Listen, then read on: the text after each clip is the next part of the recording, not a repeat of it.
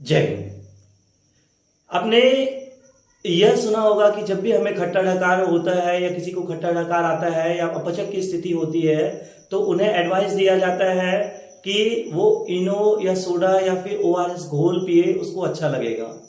आपने यह भी सुना होगा कि जब भी किसी व्यक्ति को दतैया या फिर लाल चींटी काट लेता है तो उसे बोला जाता है कि आप लोहे का स्पर्श करो उस जगह या फिर साबुन का स्पर्श करो। या आपने ऐसा भी सुना है कि आपके टूथपेस्ट पे नमक है, तो ये ऐड आपने देखा होगा कि आपके टूथपेस्ट में नमक है, तो ये इसके पीछे क्या है साइंस। यदि आपको ये साइंस जानना है तो देखते रहिए पूरा वीडियो, और मेरे चैनल को सब्सक्राइब नहीं किए हो तो चैनल को जल्दी सब्सक्राइब कर लीजिए और देखिए आगे का वीडियो।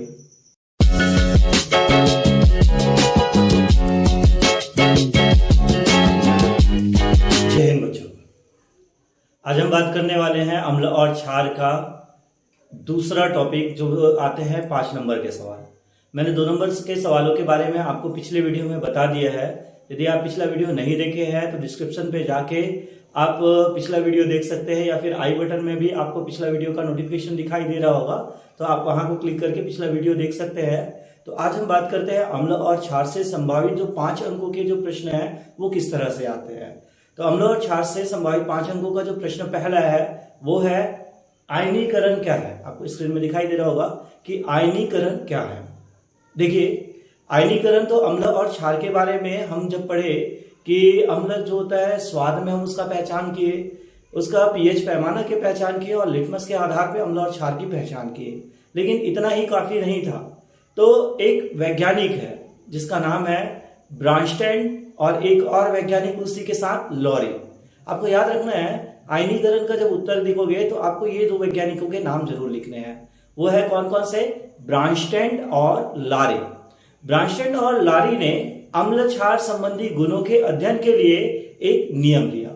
वो नियम क्या चीज था कि उनके अनुसार वे पदार्थ जो जलीय विलयन में घुलकर हाइड्रोजन आयन देते हैं, मतलब वे सभी पदार्थ जो जलीय विलयन में घुलकर H+ आयन हाइड्रोजन आयन देते हैं उसे कहा गया अम्ल।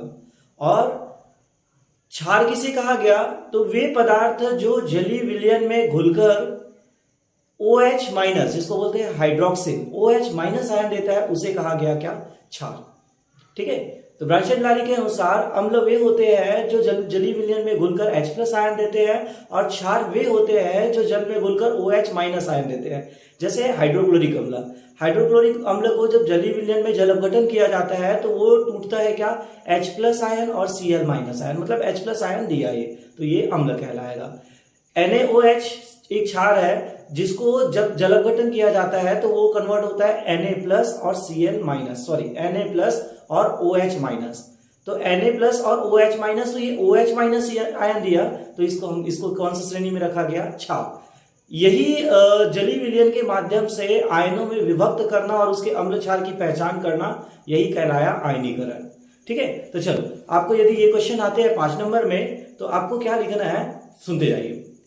अम्ल और क्षार के गुणों का अध्ययन करने के लिए ब्रांस्टेड और लारी ने एक प्रयोग किया जिनके अनुसार अम्ल वे होते हैं जो जलीय विलयन में घुलकर H+ आयन देते हैं, और क्षार वे पदार्थ होते हैं जो जलीय विलयन में घुलकर या अपघटित होकर OH- आयन देते हैं। ठीक है। इसी तरह से पदार्थों का आयनों में विभक्त होना आयनीकरण कहलाता है। ठीक है। तो ये है डेफिनेशन, आयनीकरण भी बोल सकते हैं या ब्रांस्टेड और लारी का अम्ल क्षार नियम। ठीक है। तो ये आपका प्रश्न नंबर 5 में आ सकता है। ठीक है, 5 नंबर के प्रश्नों में आ सकता है। और चलो अब बात करते हैं अगले प्रश्न की। प्रश्न नंबर आपका जो दूसरा था, जो मैंने 10 संभावित प्रश्नों में दिया था, आपको दिया गया था क्या कि कुछ पदार्थों के पीएच मान निम्न है। आपको कुछ पदार्थ दिए गए थे, जैसे आपको दिया गया था खाने का सोडा 8.2, नींबू का रस का आपको दिया गया था 2.2, सिरका दिया गया था 5.5, और NaOH का मान दिया गया था 13, और पानी का मान दिया था 7, जल का मान। ठीक है। आपको यह बताना था कि किस पदार्थ की प्रवृत्ति अम्लीय है, किसकी क्षारीय है और किसकी उदासीन। तो पिछले वीडियो में मैंने पीएच स्केल के बारे में अच्छी तरह से आपको बता दिया है। इस बार मैं थोड़ा सा आपको बताता हूं कि सोरेनसन नामक वैज्ञानिक ने एक स्केल बनाया था जिसमें 0 से लेके 14 खाने थे। अब 0 से लेके 14 खाने थे, तो किसी विलयन का पीएच मान यदि 7 से कम आता है ठीक है। जिस भी विलयन का पीएच मान 7 से कम आता है उसको रखा गया है अम्ल, और जिस विलयन का पीएच मान 7 से ज्यादा आता है तो उसे रखा गया है क्या, क्षार। और जिस विलयन का पीएच मान 7 आता है तो उसे रखा गया है उदासीन की श्रेणी में। ठीक है, तो हमें जैसे प्रश्न में दिया गया है क्या, खाने का सोडा का पीएच मान दिया गया है 8.2। तो 8.2 मतलब ये क्या है, 7 से इसका मान क्या है, ज्यादा है। ठीक है, तो 7 से इसका मान ज्यादा है मतलब ये क्या कहलाएगा, क्षार कहलाएगा। ठीक है, उसके बाद हमको दिया है नींबू का रस। तो नींबू का रस, इसका मान हमको क्या दिया गया है, 2.2। तो नींबू का रस 7 से, इसका मान जो है वो 7 से कम है, तो 7 से कम है मतलब ये क्या कहलाएगा, अम्ल। ठीक है, उसके बाद हमको दिया गया था सिरका का मान जो हमको दिया गया है 5.5। तो ये 7 से कम है तो इसको भी हम किस में रखेंगे, अम्ल। ठीक है, उसके बाद हमको दिया गया है NaOH, इसका पीएच मान दिया गया है 13। तो ये 7 से ज्यादा है तो इसको रखा गया है क्या, क्षार की श्रेणी में। जल का पीएच मान हमको दिया गया था 7। तो 7 क्या चीज है, उदासीन के अंतर्गत है। तो देखो पीएच मान जब भी आपको क्वेश्चन आए तो आपको बस इतना याद रखना है, 7 से कम मतलब अम्ल, 7 से ज्यादा मतलब क्षार, और 7 आया तो क्या, उदासीन। कई बार आपको प्रश्नों में अम्ल और क्षार ना पूछ के प्रबल अम्ल और प्रबल क्षार पूछा जा सकता है। जैसे यही प्रश्न है, उसको इस तरह से पूछा जा सकता था कि दिए गए भोज्य पदार्थों, दिए गए पदार्थों में प्रबल अम्ल, प्रबल क्षार, दुर्बल अम्ल और दुर्बल क्षार की प्रवृत्ति बताइए। तो इसके लिए आपको याद रखना कि 7 से जैसे थोड़ा सा कम होता है, 7 से थोड़ा सा कम मतलब 6, 5, 4, तो हम इसको बोल सकते हैं क्या, दुर्बल अम्ल। ठीक है, मतलब इतना ज्यादा खट्टापन या इतना ज्यादा प्रबलता नहीं रहेगा इसको। तो 7 से थोड़ा कम को बोला जाता है दुर्बल अम्ल। और 7 से बहुत कम हो गया, जैसे 7 से बहुत कम हो गया मतलब 4, 3, 2, 1 या 0 हो गया। ठीक है, तो इसे हम रख सकते हैं क्या, प्रबल अम्ल। वैसे ही 7 से थोड़ा ज्यादा हुआ, जैसे 8, 9, 10, 11, ठीक है, 7 से थोड़ा ज्यादा हुआ तो हम उसको बोलते हैं दुर्बल क्षार। 7 से बहुत ज्यादा हुआ तो हम उसको क्या रखेंगे, प्रबल क्षार, जैसे 10, 11, 12, 13, 14, ये इस तरह से। ठीक है, तो जैसे आपको खाने का सोडा 8 आपको दिया गया था 2, तो हम इसको किस में रखेंगे, दुर्बल क्षार, क्योंकि 7 से थोड़ा सा ज्यादा है। ठीक है, उसके बाद हमको दिया गया था नींबू का रस 2.2, तो इसको अपन रखेंगे क्या, प्रबल अम्ल, 7 से बहुत कम है। ठीक है, उसके बाद हमको दिया गया था सिरका 5.5, यदि इसको पूछा जाए तो 5.5 को हम लोग क्या लिख सकते हैं, दुर्बल अम्ल, थोड़ा सा कम है। ठीक है, उसके बाद हमको दिया गया था क्या, NaOH, जिसका मान था 13, तो ये क्या चीज है, 7 से बहुत ज्यादा है मतलब प्रबल क्षार। ठीक है, उसके बाद हमको जल दिया गया था, जल का मान तो 7 है तो ये बीच में रहेगा क्या, उदासीन।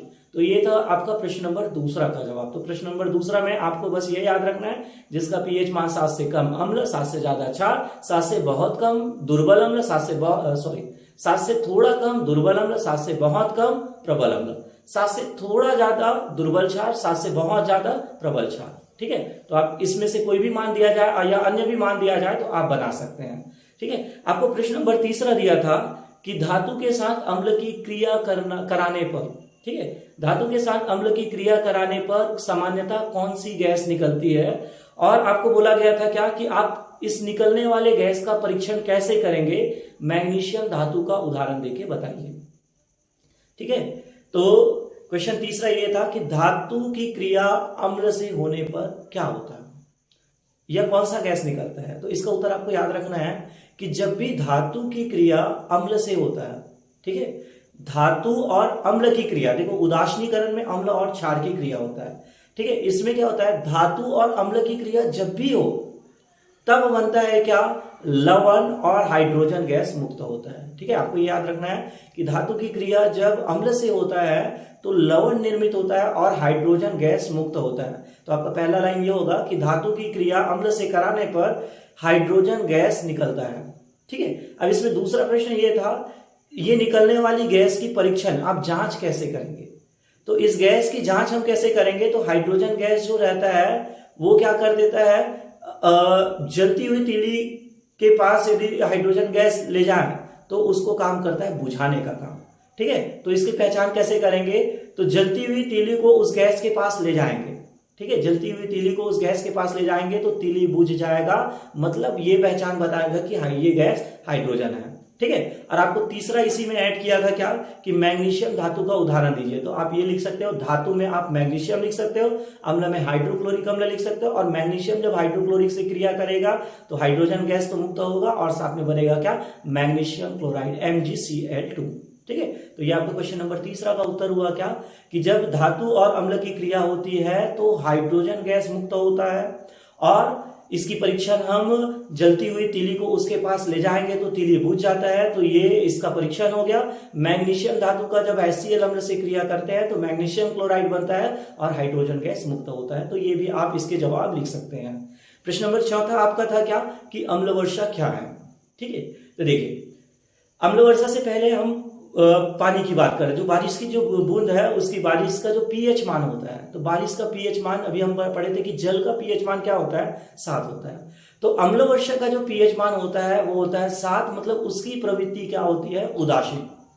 ठीक है, तो अम्ल वर्षा का पीएच मान क्या होता है, 7, उसकी प्रवृत्ति क्या हो गया, उदासीन। लेकिन प्रश्न में क्या लिखा है, अम्ल वर्षा। अब देखो वर्षा का पीएच मान मतलब वर्षा के जल का पीएच मान तो कितना 7 होता है, तो ये उदासीन होगा। तो ये अम्ल वर्षा क्या है, तो एक्चुअल में क्या होता है, जैसे इंडस्ट्रियल क्षेत्रों में प्रदूषित गैस या जहां प्रदूषण ज्यादा होता है, तो प्रदूषण में क्या होता है, प्रदूषण में बहुत सारी गैस वातावरण में मौजूद रहता है, और जब बारिश होता है तो क्या होता है कि वो जो गैस है, वो जो बारिश की जो बूंदे हैं और प्रदूषित गैस, वो दोनों आपस में मिल जाते हैं और क्रिया कर लेते हैं। ठीक है, अब क्रिया करने से क्या होता है कि जो जल का जो पीएच मान होता है जो 7 होता है वो 7 से कम हो जाता है, लगभग 6 या 5 ऐसा कुछ, तो 6-5 हो गया, मतलब ये क्या हो गया, अम्ल। ठीक है, तो अम्ल वर्षा का आप उत्तर ये लिखोगे कि सामान्य वर्षा जल का पीएच मान 7 होता है जब वर्षा का जल जो प्रदूषित वायु से, जैसे नाइट्रोजन डाइऑक्साइड, सल्फर डाइऑक्साइड या कार्बन डाइऑक्साइड से क्रिया करता है, तो जल का पीएच मान 7 से घटकर कम हो जाता है, अर्थात 5 या 6 हो जाता है, जिसके कारण उस जल का स्वभाव जो हो जाता है अम्लीय हो जाता है। इसी कारण से उस जल को अम्लीय वर्षा कहा गया है। ठीक है, जैसे आगरा का ताजमहल में पीलापन का रीजन ये है कि वो वहां पे अम्लीय वर्षा बहुत होता है, इंडस्ट्रियल क्षेत्र उस तरफ बहुत ज्यादा है, इस वजह से उसमें से पीलापन भी आ रहा है, तो यही एक अम्ल वर्षा का उदाहरण भी हो सकता है। ठीक है, अगला आपका क्वेश्चन था क्वेश्चन नंबर 5वां, पीएच का पूरा नाम क्या है। ठीक है, तो क्वेश्चन नंबर 5वां आपका पीएच का पूरा नाम क्या है, तो पीएच का पूरा नाम होता है पोटेंशियल ऑफ हाइड्रोजन। ठीक है, पीएच का पूरा नाम पोटेंशियल ऑफ हाइड्रोजन, मतलब हाइड्रोजन की क्षमता या हाइड्रोजन की शक्ति। ठीक है, अब देखिए इसमें क्वेश्चन ये था कि दैनिक जीवन में पीएच का महत्व लिखिए। अब दैनिक जीवन में पीएच का महत्व क्या होता है, तो दैनिक जीवन में देखिए सबसे पहले पीएच मान हम हमारे खाद्य श्रृंखला से लेते हैं। देखिए क्या होता है कि हम जल्दबाजी में कई बार खाना खा लेते हैं या अपचक हो जाती है, तो इस कंडीशन में क्या होता है, हमको खट्टा डकार आने लगता है। अब खट्टा डकार आता है तो खट्टा डकार से हमको पता चलता है कि ये अम्लीय प्रवृत्ति का आ रहा है। ठीक है, तो पीएच वैल्यू क्या बताता है कि हमें जो खट्टा डकार आ रहा है वो प्रबल आ रहा है। यदि हम प्रबल अम्ल आ रहा है, तो यदि हम दुर्बल क्षार का प्रयोग करें तो हमारा खट्टापन खत्म हो जाएगा। यही कारण से है कि जब अपचक की स्थिति होती है या खट्टा डकार की कंडीशन आता है, तो हमको इनो या फिर सोडा पानी या फिर ओआरएस घोल के एडवाइस दिया जाता है, ताकि इससे जो है खट्टा डकार या अपचक जो कंडीशन है वो शांत हो जाए। उदासीनीकरण ही बोलते हैं, अम्ल क्षार की क्रिया उदासीन कर देता है, उसको शांत कर देता है। देखिए आप ये सुना होगा कि आपके टूथपेस्ट में नमक है। ठीक है, ये ऐड क्यों दिया जाता है, तो देखिए लार का जो पीएच मान होता है वो एवरेज 5.5 लगभग 6 होता है, लेकिन कई बार क्या होता है लार का पीएच मान जो होता है खट्टा डकार की वजह से या फिर अम्लीयता के कारण 5.5 से कम हो जाता है। 5.5 से कम हो जाता है तो लार हमारे दांतों के बीच रहता है, और अम्लीय होने की वजह से ये दांतों को क्या करता है, सड़ाने का काम करता है। तो इसी कंडीशन में दांत ना सड़े करके हमें नमक मतलब क्षारीय प्रवृत्ति वाले टूथपेस्ट का प्रयोग किया जाना पड़ता है। तो सुबह सुबह हम इसी वजह से टूथपेस्ट का प्रयोग करते हैं, ताकि हमारा दांत ना सड़े, अम्लीय प्रवृत्ति को क्षारीय प्रवृत्ति से क्रिया कर उसको उदासीन किया जाए, और दूसरा तो दांत को साफ करने के लिए भी प्रयोग किया जाता है। ठीक है, देखिए तीसरा हम इसका महत्व ये बता सकते हैं, जैसे जीव जंतु जो होते हैं वो क्या करते हैं, अपनी आत्मरक्षा के लिए प्रयोग करते हैं। जैसे दतैया जो होता है, दतैया क्या होता है, कई बार लोगों को मस्ती करते रहते हैं, तो वो क्या करता है, जीव है अपनी रक्षा करने के लिए वो लोगों को काट देता है। ठीक है, अब दतैया जो होता है वो फार्मिक अम्ल छोड़ता है, तो फार्मिक अम्ल छोड़ने की वजह से क्या होता है, उस जगह पे सूजन हो जाता है। लेकिन उसको सूजन से बचाने के लिए हमें एडवाइस दिया जाता है कि जब भी आपको दतैया काटे या लाल चींटी काटे तो आप वहां पे लोहे का स्पर्श कराइए या साबुन का स्पर्श कराइए। इसका रीजन ये होता है कि जब लोहे का स्पर्श कराते हैं तो जो दतैया जो फॉर्मिक अम्ल छोड़ा रहता है वो क्या होता है, लोहे से क्रिया कर, मतलब अम्ल लोहा होता है क्षार, तो अम्ल और क्षार क्रिया करके क्या कर देता है, उसको क्या कर देता है, उदासीन, मतलब वहां पे सूजन नहीं होता या थोड़ा बहुत होता है। ठीक है, तो यही है कि दतैया के काटने पर हमें लोहे को स्पर्श कराने का सलाह दिया जाता है, इसका रीजन ये है। ठीक है, तो ये तो थे संभावित 5 प्रश्न। आपको इस प्रश्न को बार बार देख सकते हो आप, तो आपको पूरी तरह से ये अच्छी तरह से समझ भी आ जाएगा। ठीक है, तो यदि आपको अन्य वीडियो भी चाहिए विज्ञान से रिलेटेड तो आप मेरे इस चैनल एजुकेशन विद गुरुजी को सब्सक्राइब कर लीजिए और इसी तरह से नॉलेज आप तक आते रहे, इसके लिए आप बेल आइकन को भी प्रेस कर लीजिए ताकि आप तक नोटिफिकेशन आते रहे। यदि वीडियो आपको अच्छा लगा तो लाइक जरूर कीजिए और वीडियो को जरूरत से ज्यादा जितने भी जरूरतमंद है वहां तक शेयर कीजिए, वहां तक वीडियो को पहुंचाइए ताकि उन्हें भी इस वीडियो का लाभ मिल सके। आपका बहुत बहुत धन्यवाद।